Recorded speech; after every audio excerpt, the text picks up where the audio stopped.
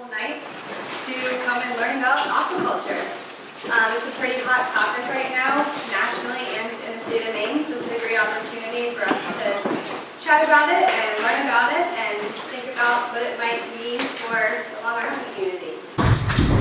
So hi, I'm Yvonne Thomas. I'm the Education Director for the Island Institute. I've been in that spot for about a year, but prior to that I was the school counselor for Vinyl Haven, North Haven, Tinnicus for many, many years, and I live on Vinyl Haven. So I feel very at home when I come here. I love seeing the stacks of tracks and the boats and the yards, and it reminds me a lot of Vinyl Haven. So I wanted to just briefly give you a little bit of an update on what's going on in terms of education at the Island Institute. We are really have decided to focus in on 3 areas. We're really focused on school leadership with the idea that all the other wonderful programs that happen in schools, if the school leadership, school boards, superintendents, principals aren't really understanding and supporting what's going on, sometimes wonderful programs come and then they go. So we're trying to really strengthen our relationship and our understanding of how each school's leadership works. We're also really working hard to provide high quality professional development for teachers, and that is recognizing that teachers have a huge undertaking to meet all the mandates that are coming down from the state and federal level, and also as a smallish organization, our best bet to impact the most kids is to impact the people who work directly with them every day. And so we're really trying to really step up our game in terms of professional development for teachers. And then we're also working a lot on distance learning technology. So like this Promethean board, and there's gobs of wonderful equipment all over the coast, and we're just trying to help everybody learn how to turn it on. And after you turn it on, then what do you do? And so really working on the equipment side of things, and then also on the facilitation and teaching side of things, because if you've ever attended a video conference, you know that it isn't quite the same as being there, but there are lots of strategies that can really help it work better and help us all be able to be more connected without having to spend an entire day traveling to get to a meeting or to a professional development opportunity. So that's just kind of a broad overview of what we're focusing on. Aquaculture is a big part of the teacher professional development side of things, and James will give you kind of an overview of what the Island Institute's doing in terms of aquaculture, but I just want to talk to you a little bit about the education side of it, where you're working with teachers, island and coastal teachers, to kind of figure out how they can incorporate aquaculture into their curriculums. A lot of teachers are really responding to that idea. They want ways to do hands-on learning with their kids, but also meet standards and have it be really interactive. And I have to compliment Long Island and Marcy and Aaron, because they were the most enthusiastic right off the bat, like, yes, let's do aquaculture, and we'll start an after-school program, and I'll do a lease. And I'm just like, this isn't the response that I get from everybody. So it's pretty exciting what's happening here. I mean, it's exciting what's happening in other schools too, but I think Long is like really taking it on in a really big and exciting way, and we're learning a lot. Just to come in today and see this incredible visual that Aaron and Patty put up. It's just very exciting to see these ideas and to be able to share them with other teachers. So this night sort of came about as a part of having a kickoff for the after school program, and just wanting to make sure that not only really working with the kids, but also working with you adults and community members to just help have everyone have more awareness about what's going on with aquaculture in Casco Bay, but also just in the wider world as well. So I'm going to turn it over to James to talk a little bit about the other parts of our aquaculture program. Yeah, so first of all, my name is James Crimp. I do marine economic development work at the Island Institute, so that translates into business development for people that are working on the water or people that are hoping to work on the water. So aquaculture has definitely become a big part of that role here now. So thanks for having me. I've been at the Island Institute since September, and this is my first time ever out on Long, so I'm excited to be here and see what's a pretty awesome place so far. As Yvonne was saying, we've got kind of a 3-pronged approach to our aquaculture work at the Island Institute. You mentioned the education side of things, so that's sort of the broader scale workforce development, getting people engaged in the subject. So it's really present going into the future. Past that, we have a marine scientist at the Island Institute, Susie Arnold, who is doing some really cool research. The goal of the research is to kind of, is just this thought that there needs to be kind of some more practical research going into aquaculture to make that can be really applicable to the industry right away. So Susie is working actually with Paul at his Ocean Approved Farm to, Paul can talk more about this, but to test whether seaweed growing in the water can actually remediate some of the effects of ocean acidification, which could have a pretty immediate effect for people trying to adapt to climate change here in the future. And then the third part of our programming is the economic development side of things. So that stems from our belief at the Island Institute that aquaculture just has the potential to be a big industry going into the future in Maine, especially for Maine's remote and island communities. So that's where we come in. We are right now, so there's the marine programs team at the Island Institute, me and my boss Nick Batista, as well as our economic development team. We have kind of combined to put on an aquaculture business development program, which our very own Nate Johnson is part of, as well as Jonathan Norton on long. But that business development program has been a success so far. It seems like it's going great. We have 12 islanders from around the coast, and then 8 other coastal residents. And we've been bringing them together. So far, we've had 3 all-group gatherings, 2 at our offices in Rockland, which were focused on things like writing a business plan and applying for a lease from the Department of Marine Resources, and then also on site selection and gear and things like biosecurity. So, and then the third meeting was here in Casco Bay, where we actually got to take a tour out on the boat and see 3 aquaculture farms in Casco Bay, which it's pretty cool. Just going around and looking at what aquaculture looks like in you guys' backyard. One of them was Paul Donovan's farm, and if you ever get a chance, it's a really cool thing to check out. And Sharon will show, yeah, in your backyard. But yeah, so far it's been going great, and look forward to getting a chance to meet all you guys here pretty soon. Great. Thank you both.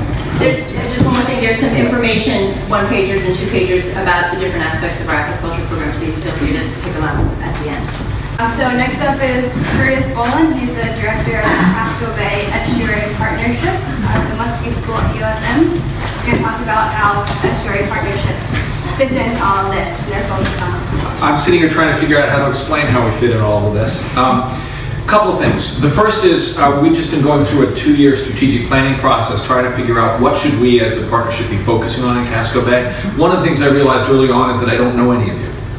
We thought we need to find a way to get better connections with the islands, and so we were lucky enough to be able to get Erin working as an island fellow with us as the local sponsor. We're not out here on the island, but she's been providing a way for me to get a little bit more aware of some of what's happening on Long Island and getting to know at least a few of you.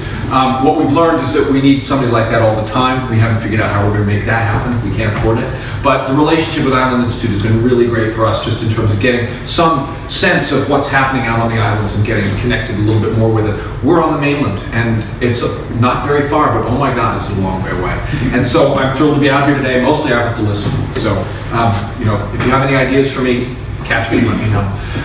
The other reason we're out here is part of the strategic planning process. We came to the conclusion that the truth of our work as the Estuary Partnership now is that the Bay is changing. And we have to think about what that means, and we have to think about how do we as a communities respond to a changing ocean. And aquaculture to us fits in as part of the idea of what's going to make our communities robust and strong as the ocean changes, and that's probably diversification of economic processes on the islands is going to be an important part of keeping these communities strong. Aquaculture is just one of those pieces. It's the one that's close enough to some of our other areas of expertise that we might be able to play a role. Some of the other businesses that might be alternative business ideas for on island communities and on our coastal communities on the mainland as well, I don't have any relevant expertise for, but I do know a little bit about marine science, so I can maybe help a little bit thinking about aquaculture. So we've seen aquaculture as fitting solidly in an economic diversification mode, thinking about what might happen on the islands and on for our coastal communities. The other thing we've thought about is one of the changes we expect in the next 20 or 30 years is 20 or 30% more people in the Casco Bay watershed, and that means 20 or 30% more nutrients, which means more problems with water quality and more problems with ocean acidification. And at least if done well and if done cleverly, we think aquaculture might actually not only provide a useful market for products from the ocean, but also can improve water quality rather than make it worse, which is kind of a neat win-win. We don't know whether that'll work or not. We don't know how that'll work here in Casco Bay, but the research that Susie Arnold's doing with Island Institute and with Paul is a great start. And we think that's another reason to be engaged and paying attention to what's happening with aquaculture. So as I said, mostly what I want to do today is sit down and listen. And if any of you have got things to chat with me about things you think we ought to be doing in Casco Bay, we're always looking for more people to work with and more ideas. So, thanks. So I know everybody in the room, and I think everybody knows I work for a company that does tidal and river energy development. But on the side, I last fall set up another business to do some other supplementary income, and that company is called Shearwater Ventures for a couple of reasons. One, tuna fishing, but also for kelp farming. So I want to talk a little bit about where I am in that process. And I have recently applied for a lease, so I want to talk a little bit about where that's at and how I came to be where I am. So I'm also on the board of the Island Institute, so one of my big focuses on, as Curtis said and as James said, is on diversifying coastal economy. So that's really important to me, and also, very interested. I developed a relationship with Paul Dobbins a few years ago now. He sent me home one day with some kelp that Bob cooked up, and the kids actually ate it. So that kind of sold me on the product, and over that time I've become involved with the Aquaculture group at the Island Institute as well. So it's evolved from there, and certainly there's a lot of economic development opportunities that can be demonstrated through aquaculture. But as Curtis said, there's also a lot of environmental benefits. Both from nutrition, but also from water quality standpoint. So let's see here. I'll go through a time frame and a few more slides, and I'll be pretty brief about this. But the site where I'm actually looking at is about 1,000 feet in length and 150 feet wide, and it will be growing kelp on long lines. It's in just to the east of Little Speak Island in Chandler Cove. That site I focused on for a number of reasons. One, Little Speak doesn't have numerous landowners that you have to deal with, which is one of the reasons why there's other sites around Little Speak. It's also outside of a restricted water quality area that I'll talk about, and also it's fairly sheltered, which is important. It has adequate depths. There are some other activities that need to be considered. Larry Rich has got the lobster smack there, and there's certainly a lot of back and forth in the summertime with visitors to the beach. And one thing I'll note, I'm sure Paul will talk about this as well, one of the interesting things about the kelp growing season is it runs counter to the lobster season. So you seed the lines in late September, October, and you harvest in the April, early May time frame. So it avoids a lot of the potential conflict. One of the things I did consider is there is some scallop dragging in this area, and because of that I actually moved the site a little bit to the west from where it was. It was in a little bit of deeper water. So I moved it closer to shore on Little Speak because of the scallop activity that it's not a lot of scallop activity, but it does occur in that area. This is the same view just in Google Earth. This actually shows the portion of Little Speak that's part of the town of Long Island on the southwest part, and the part on the northeast is part of Shabik. And as I said, I shifted this a little bit to the west to minimize conflicts with other users, and in doing so, it actually kind of comes over into Long Island waters as well. So hence the engagement on Long is going to be important.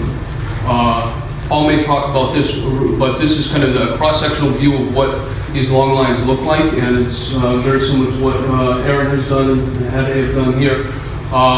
These are grown in roughly 30 feet of water, and there's a line 7 feet below the water that is seeded with the kelp, and there are dropper buoys along the length of the line to keep it at that depth. And one thing to note too is once this is in the water, all you see is the buoys, you don't see the kelp. There's actually, for most vessels, can actually go through the site without any impedance. This is part of the lease application that I submitted originally back in January.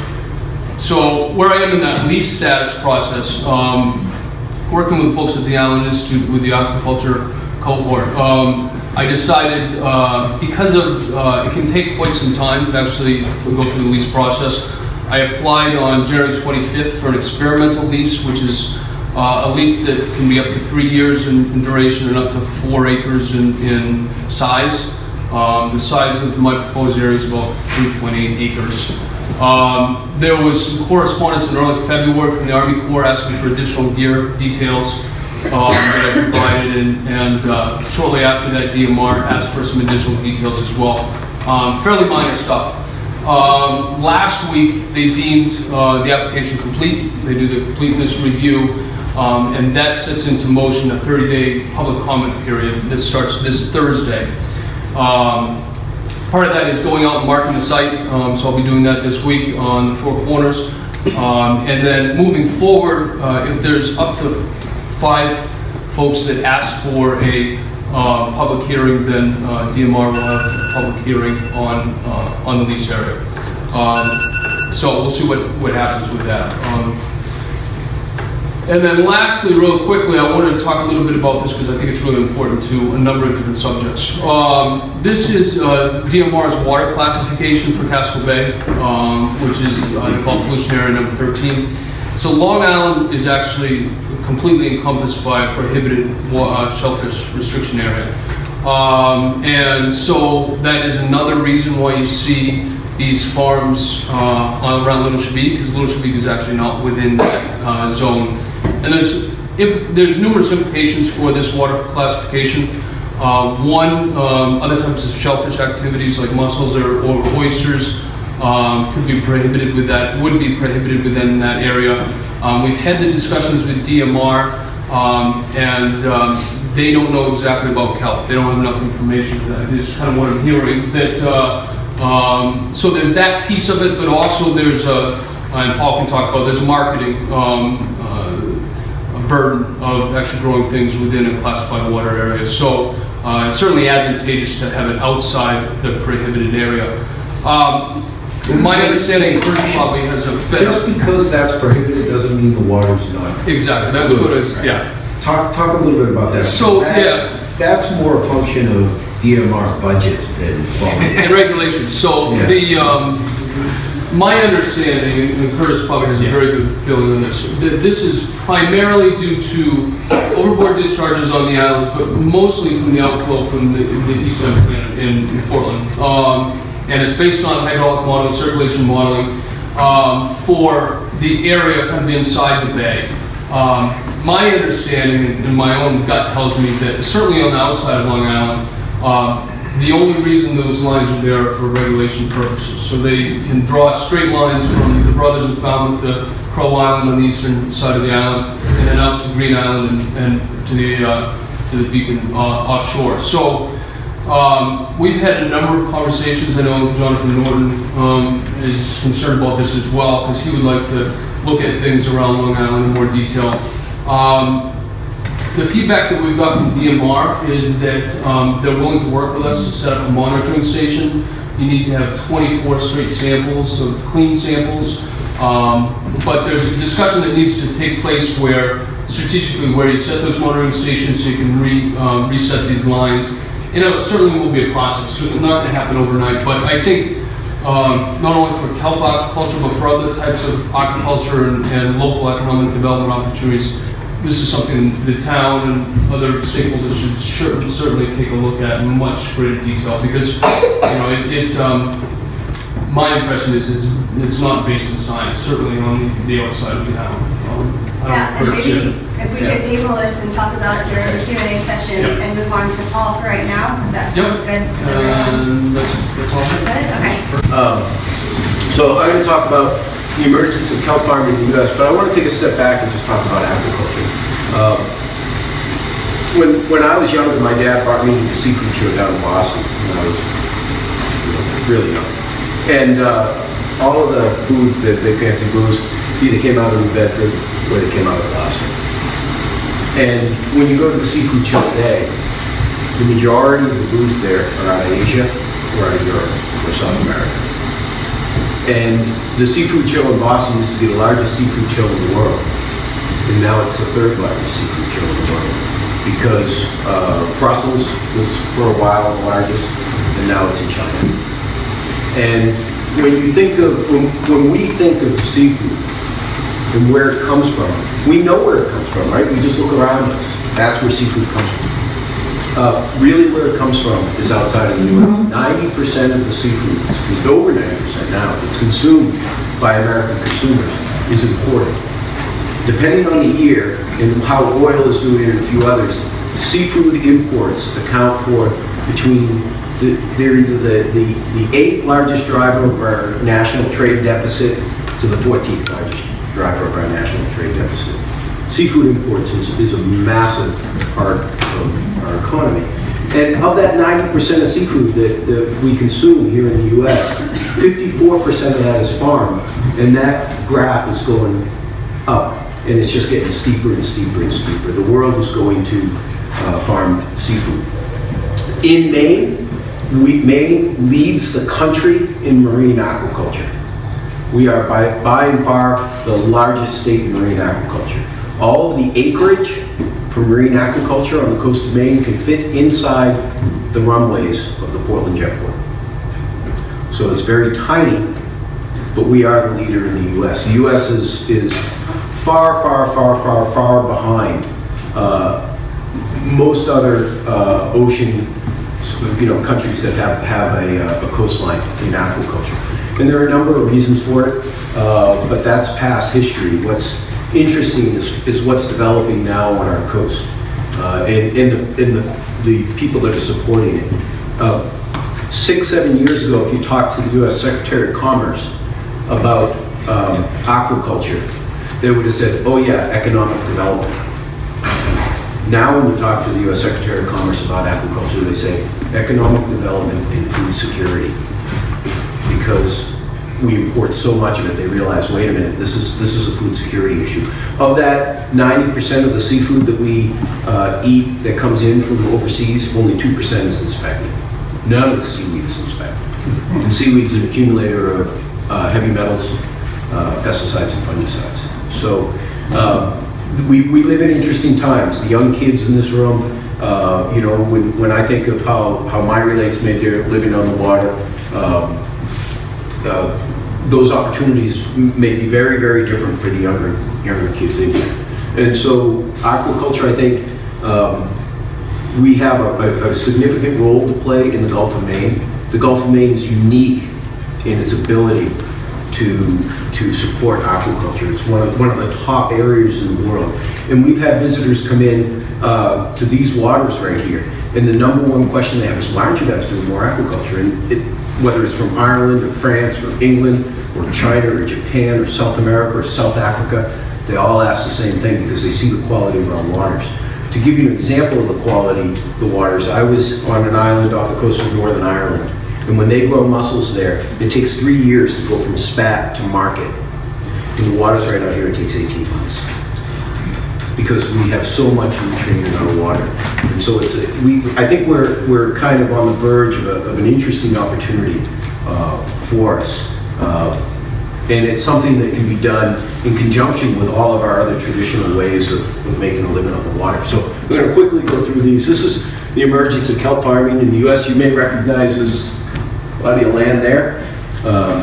And this is the farm off of Little Shabig. That was the first commercial kelp farm in the U.S. Excellent. I'm going to speak to kelp farming here, but in the end I'll talk a little bit about mussel farming because I've done both. Kelp farming is practiced on all continents except for Antarctica. It's the largest crop taken out of the water by volume. 40% of all the weight for marine aquaculture globally is seaweed. And almost all of that is consumed by humans. And almost all of our demand is filled by U.S. imports. With the little farm off of Little Shabig, we became the third country in North America to farm kelp. When we put our farm in, we were the 29th country in the world. There are now 35 countries around the world that are farming seaweed. So, beep. And Nate spoke about this, and we're all concerned about water quality. One of the interesting things about this and mussel farming is they both contribute to improvements in water quality. Mussels, they filter out organic nitrogen, and they express inorganic nitrogen or ammonia. Kelp and all the seaweeds, they absorb that nitrogen, and they also absorb CO2, and they absorb phosphorus. So those are three things we have a little too much of in our days, and the really good thing is they give off oxygen. This is Susie Arnold. She's a research scientist at the Island Institute, and this kind of futuristic looking thing are monitors for CO2 and all other kinds of chemistry that I don't understand, and she's about to dump that over the side. And what they've shown, which is very interesting to me, is even when the kelp was very small, they were seeing the difference in the CO2 levels in the pH of the water inside the farm to 300 feet outside of the farm. And this is when there was just very little biomass, when kelp was about that big. Beep. So it starts out here. We literally started out in fish tanks. We've had 5th grade classes start kelp farms on the windowsill in a jelly jar. It's very easy to do. These tubes you see are PVC, they're wound in kite string, and we use these tubes like a shuttle. We shoot those down a long line, and the little kelp string spins off, and it allows us to seed our long lines. Beep. So this is the long line looking out toward Long Island. You can see the little kelp spiraled off on it. That's January 1st, a couple of years ago. And we're going to lower that line. That line's 1,500 feet long. We're going to lower it down, as Dave showed, 7 feet. Beep. This is what the farm off of Shabig looks like. This is the same size farm as Nate was talking about. You can see the lines going off. All of this is out of the water with the exception of the mooring buoys by about the end of April, middle of May. It all gets rolled up and taken ashore and dried out. I think this picture was taken about, probably there's no snow, so it's probably in December of this year. So go ahead, one more. So this is what the kelp looks like in 90 days. It's ready to harvest in the spring. When Curtis and I were headed over here today, we stopped by the farm, and I'll wash off the floor, but it was microscopic about 60 days ago. It grows very, very fast. This will be ready to harvest in about 6 weeks, and it'll be 20, 24 feet long. If you fish, you've seen it wrapped around in traps. It grows very, very large. Normally at the end of March, it starts growing about 5.5 inches a day. It started about 9 days ago, growing at that rate. So the kelp, the total length of the kelp 9 days ago was 36 inches or 3 feet. When we measured it, it would have been 6 days after that, it was over 6 feet. So it's really started its growth spurt. And what it does is it absorbs nitrogen, a significant amount of nitrogen from the time we put it in until usually the end of March, and then it takes off growing. Because we've had 3 rainstorms, the bay is filled with nitrogen right now. And it is really, we're going to have an amazing harvest. Typically, we yield about 5 pounds per linear foot. I think this year we're going to get about 10 pounds of yielded product per linear foot on our long lines. So a hectare, which is 3.03 acres, I didn't even know what that term meant until I got into the kelp world. That's how kelp farmers measure their farms. It's what Nate has. We've harvested 100,000 pounds off of our hectare. 90 days from the time we put those microscopic plants in. So it grows very fast, no fresh water, no arable land, and really no work. When I get out of the house, my wife says, look, you got to get out of the house. I go out and I look at the kelp farm. But there really is no real effort involved between the time you seed it until the time you harvest it. Next one. And here's why I think we can win. Maine has this amazing brand to it. Our seafood is world-renowned for its purity and its quality. And this is a seaweed salad sold by a large company that I've won name, but we've all shopped at. And it has blue and yellow dyes in it. If you take those blue and yellow dyes out, It looks like that. This is from Asia. This is where we get all ours. This is from Casco Bay. And so we have a significant opportunity here because people are not wanting to eat the yellow and blue dyes. We've had our seaweed here tested for radiation from Fukushima. We don't have any. This does. 7% of the Korean harvest 2 years ago was contaminated with Fukushima radiation. So there's a lot of things going in our favor. Great waters to grow. We have an incredible workforce out there that's educated on how to work on the water. And people would much rather eat Maine seafood than Asian seafood. So I think there's a good opportunity. So that's our story. We're sticking to it. If you want to go out and see what a kelp farm is like, get in touch with us. We're happy to bring people out. Curtis went out there. It takes about 5 minutes. Pull up the line, and there it is. And we're happy to take anyone out to show them what's going on. I'll speak to mussels just really briefly. So it used to be a mussel farm, and was frustrated that we couldn't grow the mussel business fast enough. There's a lot of opposition to those rafts out there. Prince Edward Island has 1/5 of our coastline, and interestingly enough, their lobster harvest is 1/5 of our lobster harvest. So their activity on the water for lobster is the same. They beat us 44-1 in mussel production. So Maine grows 1 million pounds of mussels a year. Prince Edward Island grows 44 million pounds of mussels, and I live up on Blackstrap, and I can hear when the trucks hit the rumble strip at night. And I always say the same thing, it drives me crazy. I'm like, another load of PEI mussels going down to New York. We import 44 million pounds of PEI mussels a year, and yet the buyers want Maine mussels. It's the only fishery I've been in where you set the price on January 2nd. And the buyers say, we'll take everything you can produce, and you couldn't produce enough of it. It's amazing. People really, really want Maine seafood. They love Maine shellfish. I love Maine seaweed, so I think this is a tremendous opportunity. I was in Los Angeles before Thanksgiving. Walked into the big fish market there. Big sign, proud. We have Prince Edward Island mussels for sale. $11.98 a pound. Wow. And so I asked the guy who knew the answer, I'm like, why don't you have Maine mussels? We can sell everyone we get, we can't find. There aren't enough. So I think our future, our kids' future is pretty bright in that regard. So I'm actually going to ask for a volunteer, a young volunteer to come up and help me show that this is actually a green plant. That's why it helps the environment. We got the All right. Who wants to be a volunteer with the kelp experiment? Come on up. What's your name? Karen? All right. So this is a kelp plant. What color does that look like to you? There's no wrong answer. It's brown. Okay. So what I want you to do is kind of come over here, and I'm going to have you dip half of it into that, and then tell me what happens. Look it up. What happened? It's green. Yeah. You know what? Good observation. It didn't turn. It's always been green, and you've taken the brown and you've cooked it off. You want to try it again? It is. And so this is actually a green plant. It functions like a green plant. That's why it takes in the CO2 and the nitrogen and the phosphorus. And that brown is actually a pigment called fucoxanthin. And it's designed to keep the kelp from getting too much sun in the summer. This is evolved to be a winter plant. That's why we grow it in the winter.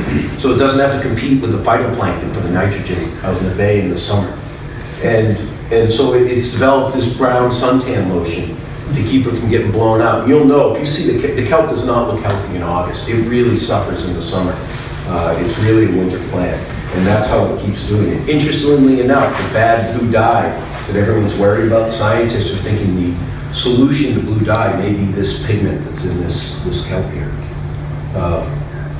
So it could be what colors are Twinkies. That's just warm water, it's not bleach, right? No, it's not bleach. Bleach will do that. And in fact, that's how we make our products. We blanch our products. We cut them up, we blanch them, and then we freeze them. And a really fun thing to do is to get a paintbrush with hot water and you can write your name in it. It's kind of like natural graffiti. do that. Well, thank you very much. I appreciate it. There you go. All right, that's our story. We're sticking to it. That was awesome. So thank you so much to Paul and to all the speakers. I have a question for Paul. So, as far as the water purification goes, so if the kelp indeed soaks up like some of the bad stuff that's in the water, The excess, we don't say that because it's a the excess stuff in the water, is that something that it itself cleans up and sends back out, or does it stay within the product? No, so it stays within that plant. And if that, and I call it a plant, it's not really a plant, it's an algae, but it stays in that. And then when that dies, it decomposes, in the water. So after 3 or 4 years, the life cycle is 3 or 4 years, that'll decompose and, it goes back into the water column. But when we harvest it, when we pull it out, we're in a sense bio-extracting it. We're taking it out, we're using it as food products, fertilizer, whatever it's going to be used for. And so it gets extracted out of the water column. But the stuff it absorbs were not affected as a food product? No, unless it was heavy metals. So we have our stuff tested for heavy metals, and we have good, clean Maine waters. We've never had a detected trace of heavy metals. We've never had any Fukushima radiation, and we haven't had any fertilizers or fungicides. So we're really thrilled about that. Our customers demand that we do those tests. We report those tests to our large institutional customers yearly. It's all good. It's all good. And we know that that it really sucks up a lot of CO2 because in that fish tank I showed, by the end of the day, when that kelp is just about microscopic, there's a bunch of it in those fish tanks, that water, all that CO2 is sucked up, and instead of going acidic, it goes way the other way base. And so we have this little life support system. We went to the beer store and got a canister of CO2 for a keg. And we actually pump a little CO2 into our aquariums at night, just before we turn the lights out, after they've been in there for a little bit, to bring that water chemistry back in line. It does such a good job at taking out the CO2. So that's what, Susie's studying that now, but we kind of saw that in the aquariums. So. Can you talk a little bit about the harvest to market process and what is the market climate? Does it need work if this were to take off the way you're talking about? Yeah, the way we harvest it is we bought this lake pontoon boat. We cut everything off with a Sawzall, put a new deck on it, and put a couple gantries on it as kind of a test. And we thought it would last 6 days. And it just give us enough of an idea of what we needed to harvest. So it spent 5 years in the water. It never fell apart. We can't believe it. And that's all we use. It's really simple. We run it's like running it underneath a clothesline. We run the barge underneath it, and the line comes up, and we just hold the knife, and it falls into an X-Acto, put toads or whatever we do. So the harvest is pretty simple. The market is where we have a challenge because we're competing against unbelievably low labor rates in China. I mean, incredibly low labor rates. So we have to come up with products that are appealing to American consumers, meaning mild in flavor, easy to use, and that we can charge a little bit more for because we can't compete against the Chinese on price. As far as the size of the market and whether or not it can absorb U.S. seaweed, absolutely. We are in a position right now where we may actually go out of business because we can't get enough, and our customers are really upset. We get phone calls, and I know when there's been a radiation leak at Fukushima when the water comes out, I don't have to listen to the radio because my phone starts ringing. People are like, do you have any kelp that's not produced in Asia? Yes. And but right now I have to say no because I don't have kelp, but they're clamoring for a U.S.-based product. In fact, Inland Seafood, one of the largest seafood distributors in the U.S., came to us a couple of years ago and said, can you supply us because our customers are demanding an American product, and at the time we had to say no, we didn't have the capacity to do that. And so we are in a tough situation where the market is just starting to go. There are now 7 kelp farms in New England. We're just starting to get there. We don't have the infrastructure that, say, a Japan or a Korea or an Ireland or France has. We're kind of in that early stage. It'd be like when lobster processing, kind of first started. There wasn't enough capacity, and we didn't have quite the technology we needed. So I think it's going to be a couple of years before that bumpy road starts to smooth out where to go. But the customers want it. Customers absolutely want it. To piggyback this question, so you personally, I mean, you don't have a snack boat. How does that work? Do you harvest? Do you put it in totes? And then do you do the packaging after you blanch it, or do you send it to a... Yeah, we actually have, we got up on the roof of this building, we could see it. We have a 150-year-old farmhouse over on Pazumskit Street, near the big radio tower. And we blanch it, we cut it, we blanch it, we put it in these bags, and then we freeze it. And we do it in that farmhouse.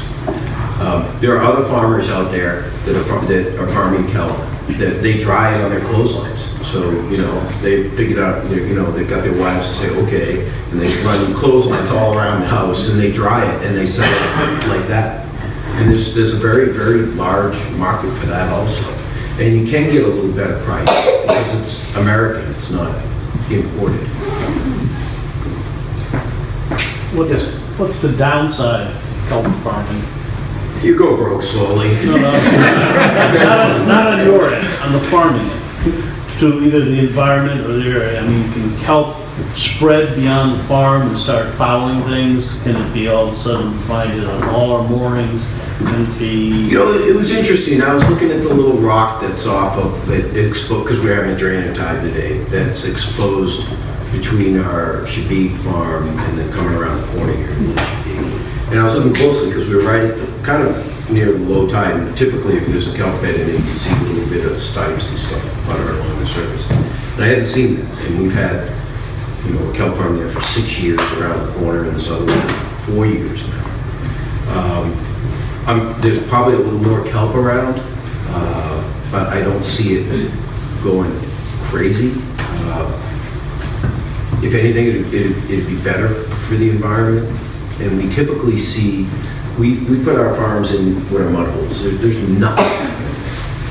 And then after a couple of years, you dive down, and there's all kinds of stuff down there. Because there's shade and structure above, the polyp come in, and they love to, you know, be in the kelp. There's little baby hake.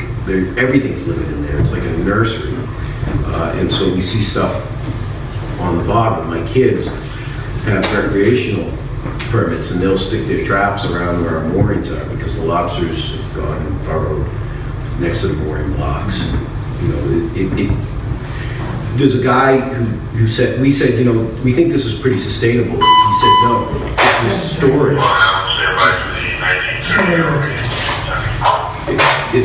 It's restorative to the colonists. Now, if we went to the extent that they do it in China, there may be a problem, because you're creating a monoculture of the environment. We'll never be in that level. I don't think. And then the second question is when does your product go from being controlled by the DMR to being controlled by the Department of Agriculture or FDA? Well, it's interesting to say that, because, you know, I would love for our product to be controlled by anyone other than the DMR. Because I'm waiting 200 days for a site inspection now, 207 days out. Be careful what you wish. We are regulated by FDA, USDA, Army Corps, and the DMR. So the reason we're regulated by FDA and USDA is because we have a processing facility. And so we have to, you know, we have to do all of that. We're HACCP and all of that stuff. The farms themselves are only regulated by DMR and Army Corps, because there's no discharge, so there's no EPA, none of that stuff. So it's a really low bar because they're so benign. In fact, USDA considers kelp grass, generally recognized as safe. It has the lowest bar for food safety, you know, that's out there. So we're pretty fortunate in that regard. Since you've been doing this, have you seen the urchins come back? And would that eventually be a problem? I mean, could they just wipe you out in one? Yeah. So if the kelp line, if you're not maintaining your kelp, in the early stages of the farm, in the season, the line is heavy. And we have those buoys to hold it up. And in the later stages, it actually floats because the stipes of the stalks fill with gas, and that wants to float the line out. If you don't maintain that line well, and say the line's heavy and you don't have enough flotation on it, and a storm comes in and it gets pushed down and it touches bottom, you end up with all kinds of stuff saying, oh my God, this is great, and climbing up into it. And even if it doesn't touch bottom, when we're harvesting, we'll find like pea-sized urchins all through it. And those are, the larvae somehow made it up through the water column, found that place, and it's like nirvana for them because that's what they eat. And, it was like the happiest urchins that ever lived. And so we'll find those in there. But as long as as long as it doesn't touch bottom, we won't have the mature urchins getting in there to eat that. So what we do when we're harvesting is we'll shake the line once, and all, any little urchins will just shoot right out and they fall down. And as long as they don't get eaten on the way down, they'll make it to the bottom. I wonder if they'll come back though in general, like as another market.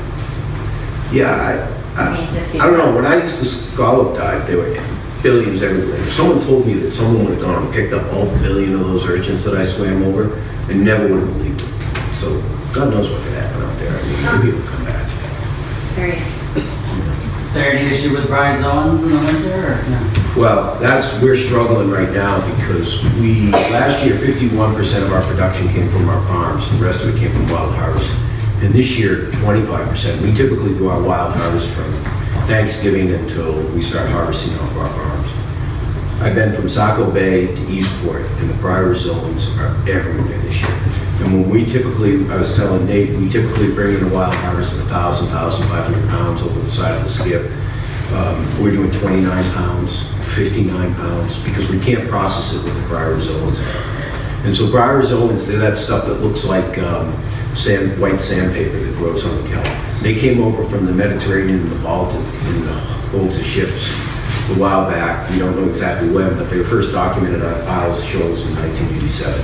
And since then, they've moved all the way up to Newfoundland. They like warmer water, and this year we were stunned. We have some wild harvesters we work with, and we said, all right, everyone, go to it the day after Thanksgiving. And everyone reported back, all the kelp beds are blown out. We got bryozoans on everything. Now, for our farm, we don't worry about that because bryozoans reproduce in May, and then they kind of do their whole grow and life until about October.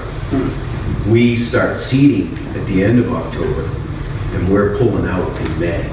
And bryozoan larvae like to stay within a couple feet of the bottom, and ours are, the lowest the kelp we get is like 18 feet from the bottom. And so we have that water column buffer, and then we have the flip schedule.